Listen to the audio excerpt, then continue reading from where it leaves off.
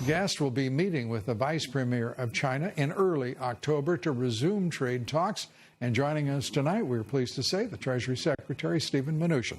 Great to have you with us, Mr. Secretary. Great to be here with you. Thank you. Hey, let's start with China and the United States and where we are in the negotiations, if they can still be called that. Well, I think, Ambassador Lighthizer and I have been at this now for a while under the President's direction. And the President's been very clear. If we can get the right deal, he wants to do a deal. If we can't get the right deal, he's happy with the tariffs. And the Chinese position does not seem to have migrated toward anything approaching an end to the theft of hundreds of billions of dollars in intellectual property and technology, to balance trade as a precept of any agreement.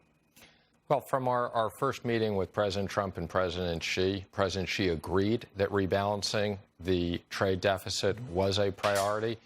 We've been working 2 years for that, and you're right, it's gone in the other direction. So the President is determined that we have to have a fair and reciprocal relationship with trade, and it's been a one-way street. It has been a one-way street since the beginning of the Chinese adventure, if you will, has it not? And to think that right now, agriculture is going to be the #1 export of the United States, the world's only superpower, the most advanced economy, and my God, we're locked up around soybeans and agriculture. It's just an extraordinary, to me, as an outsider looking in, it's extraordinary that would be our first move forward. Well, it's not that agriculture is the most important issue. Mm-hmm. The most important issue, as you said, is the intellectual property. But the farmers and the fishermen are very important to the President. They think it ought to be a priority. And I would say that, we take it as a personal offense that they stopped buying agriculture. Now, the good news is the Chinese have agreed, and they've started buying again. Right. So that's the good news. It's a sign of good gesture that they're back at the table buying agriculture. And those are important people who have supported the President. So I've become a soybean salesman. Well, I'm a soybean consumer like nearly everyone in this country. And I appreciate that. I do find it a little difficult to understand why China is so reticent to acknowledge at least the fundamental precepts. And I know that you and Trade Representative Lighthizer have been absolutely fantastic in your negotiations. The President has, I think, been brilliant. For example, talking about agriculture, he's moved back a significant billions of dollars, what is it, about $26 billion to the farmers out of that almost, well, now more than $70 billion in tariffs. I mean, that's an extraordinary, to me, innovative way in which to deal with the problems in agriculture. I agree with you. And the President was determined to make sure that the farmers were not collateral damage in these discussions. But the good news is I think there is a desire for China to move forward with these reforms.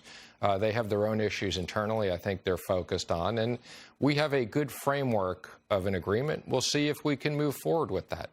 And we mentioned that Sheldon Adelson was telling, apparently, according to the reporting of the Wall Street Journal, that that he didn't think it was such a great idea to proceed with tariffs and to disrupt the relationship. But understandably, most of his revenue comes from Macau. It is a hotbed of gambling enterprise, but again, you just would expect there to be less vested interest in the council, given the President. Well, I've known Sheldon for over 20 years, and he's really a great business person. And no doubt. He's been a great supporter of the President during the campaign when other people weren't stepping up. Sheldon was stepping up. So I do think he has the right intentions. I mean, as you said, he does have interest there. But I think one of the issues is he has pretty good perception from having done business in China, and that's really his counsel. But Sheldon wants to see the right outcome here. He understands the issues of intellectual property, and this is the first president that's confronted these issues. It is stunning when we think about the chronic year after year trade deficits with China, and Wall Street arguing that it is not a zero-sum game, that there is no effect on economic growth, even though we know that it does affect national savings, and it does, in fact, reduce the rate of economic growth in this country. This president and you and Lighthizer have stood up against the Chinese. And I have to say, probably they spent the first year just trying to get over their shock that an American government would say, no, you can't loot, pillage, and plunder us any longer. Well, as you know, the president not only likes tariffs, but he uses them strategically. Absolutely. And he's right. If it weren't for the tariffs, nobody would be at the table negotiating. So this is really an important tool in rebalancing this relationship. And talks will be underway shortly. To do just that, we're going to continue our conversation with the Treasury Secretary, Stephen Mnuchin, right after these very quick words. Please stay with us. We're back with Treasury Secretary Stephen Mnuchin. And Mr. Secretary, where are we in terms of the talks with the Vice Premier? You referred to him today at the United Nations. When will you resume these talks?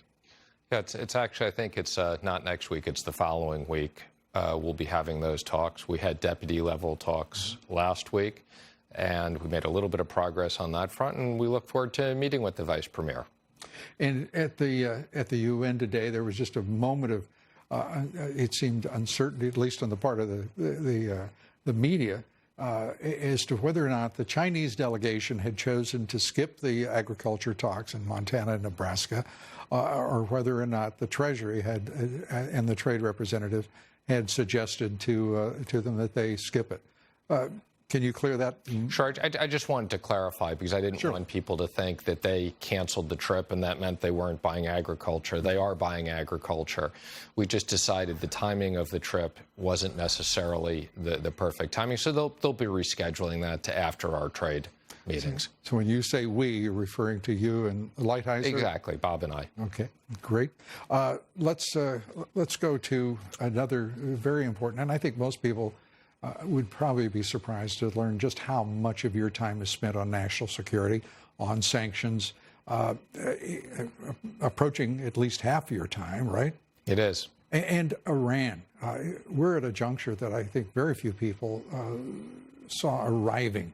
That is, with tensions at a height, and the president cool-headedly and constrained, not unleashing the hounds of hell.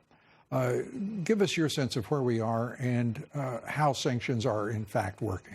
Well, Lou, let me just put this in perspective, because I think, the president campaigned on that he was going to rip up the Iran nuclear deal, that it was a terrible deal, and that it would have allowed Iran to end up with nuclear weapons at the end of a relatively short term, and also had many other things it didn't address. So when the president came in, he did that.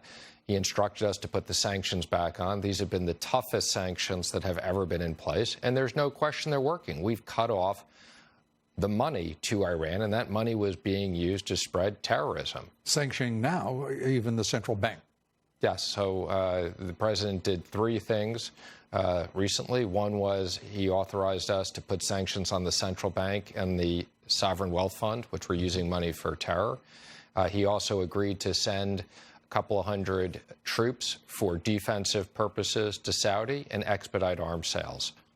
And the consequence, because these sanctions have been, in effect, they have, obviously the gradation has been to tighter and stronger sanctions throughout. But these sanctions now, as severe as they are, does it mean that that Iran, in your judgment, will be forced to come to a negotiating table and to change their ways? Well, I don't want to predict what they'll do. What I will say is they are working. So there's no question that that they are working and that they're cutting off the source of funds. And the maximum pressure campaign, are you now at maximum pressure in these sanctions, or is there still room to inflict further burden on the Iranians if they continue as they have? Well, I'd say we're almost at maximum pressure with Iran, but more importantly, we still have the ability to go after third parties that violate our sanctions, and that'll really be the focus of what we're working on now at this point. Well, talking about constraints, Huawei, their role now it's ambiguous where they stand within both our national security as well as national economic policies. The Europeans have not eagerly, at least, moved toward the same degree of concern about them as an espionage organization of the PLA. Your thoughts? Well, I want to be careful what I say because obviously I have access to a lot of information on this. The first issue, and really the most important issue, is we want to make sure that the U.S. government and our allies are not using Huawei equipment in our infrastructure, and that's really something we're focused on. As it relates to selling things to them, I think, some of the stuff are commodity items that we make, that South Korea makes, and some of them are more strategic. So there's really two different issues. One is what we're buying from them, and two is what we're selling to them. And as we conclude here, the relationship with business in this country, there has never been a better president in his first term in office, and we know there will be two, for business, for markets. And yet we have a Wall Street that has been resistant to balance trade with China. They are not being particularly helpful, they being the business community, in fighting against the policies of this president and you and Robert Lighthizer on balancing trade. You called it rebalancing, and I would call it for the first time truly balancing. What more would you ask of? It just seems to me that something should be asked of the business community, of Wall Street, to assist this government in pursuing national economic and national security policy, because in many instances they are working against the interest of the country. Well, I think, as you said, this president is very much a pro-business and pro-economy president. So when we came in, there were three parts. First was tax cuts, historic tax cuts. Number two was regulatory relief, which allowed us to really do business properly again. And the third was trade. And I think there are a lot of people in the business community that are supportive of the trade. I think there's also a lot of people who realize that China is a giant market, that if U.S. companies and U.S. workers can compete fairly in China, that's a tremendous opportunity for U.S. business and U.S. workers. So that's a big priority for us. I understand, but I don't understand why there isn't at least an expression of reciprocity and some gratitude for the leadership of the president and his policies that would assure some alignment between Wall Street, the Chamber of Commerce, and the Business Roundtable with you and Robert Lighthizer. Mr. Secretary, great talking with you. I appreciate it. Look forward to talking with you soon. Great to be here. Thank you.